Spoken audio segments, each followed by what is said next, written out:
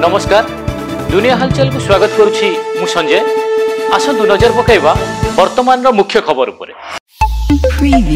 ब्रह्मपुर उपकंठ पुलटा गाँव में लगी रही गोष्ठी विवाद रे किछि असामाजिक व्यक्ति बोमामाड़ सह मारणास्त्र धरी आतंकराज गाँव कोठा घर टंका को नहीं दुई गोष्ठी मध्य विवाद लगी रही बेले गाँव में अशांत परिवेश सृष्टि होईछि, जहा फल ब्रह्मपुर एसपी दृढ़ कार्यानुष्ठान पई चेतावनी। कटक खाननगर रे ब्रिज स्लाब भुशुड़ी 3 जन श्रमिकों मृत्यु घटनार मुख्यमंत्री मोहन चरण माझी तदंत निर्देश देवा सह मृतकों परिवार प्रति 5 लाख टंका लेखाएं अनुकंपा राशि घोषणा करछन्ती। यह सहित मृतकों परिवार प्रति समवेदना जणाइछन्ती।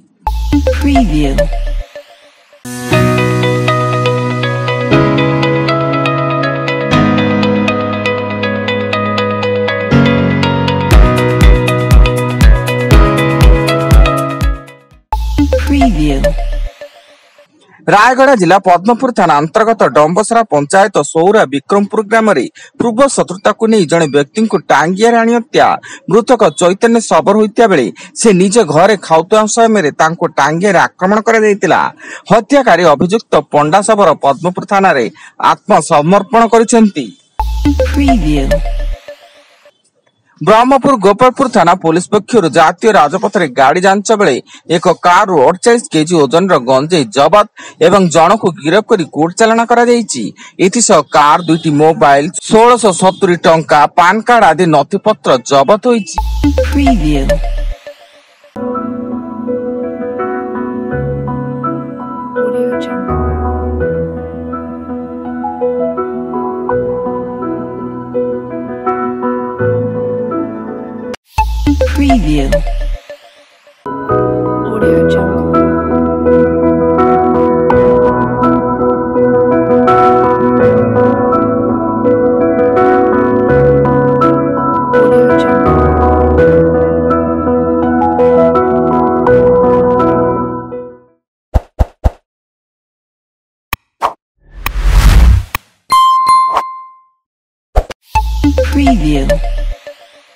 कामाख्या नगर परजंग थाना 53 नंबर जातीय राजपथ सरंगा ग्राम निकट रे ट्रक पछपट पिटला एक काच बोतल बोझे आइचर ट्रक घटनास्थल आइचर ड्राइवर मृत्यु घटता बेले मृत ड्राइवर जनक कटक महांगा अंचल बोली सूचना।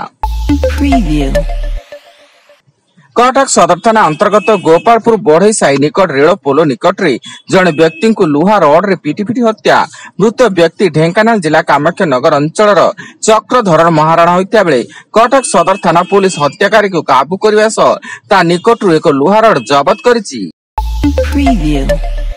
मालकानगिरी जिला एमबी 18 गाँव में सासू को निया लगाई पोड़ीदेला बहु। सासू रेणुका बौद्ध निज घरे शोइता बेले बहु जया तांको देहरे पेट्रोल ढाली निया लगाई देइथिले एवं घरर कबाट बंद करी बापा घर को चली जाइथिले। एने पुओ अविनाथ बौद्ध मालकानगिरी थाना रे एतला दैता बेले पुलिस घटनार तदंत आरंभ करिछि।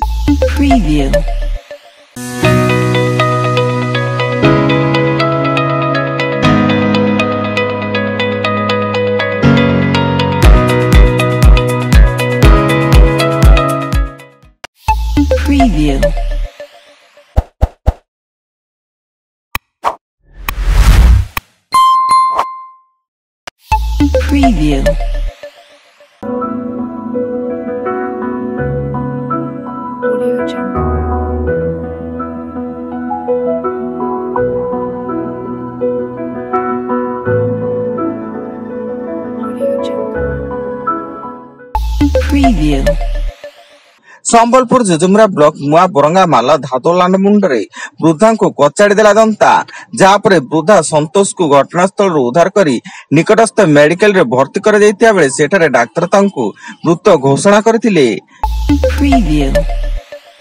जगतसिंहपुर जिला पारादीप बंदर निषेधांचल हाईवा को धक्का देला लुहापथर बोझे ट्रक।